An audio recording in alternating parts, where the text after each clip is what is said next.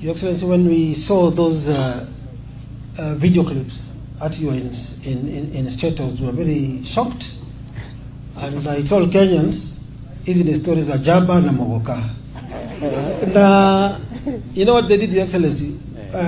You remember the report you presented in State House, the NADCO report? Yeah. It was on 8th March 2024. Correct. So they took those videos na pictures, wakapost, wakasema walikuwa huko.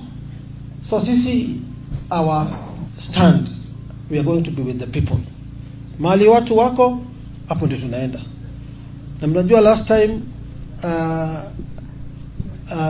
the Honorable Stephen Kalonzo Musyoka, Excellency, alinipatia ticket ya Wiper kule Mombasa.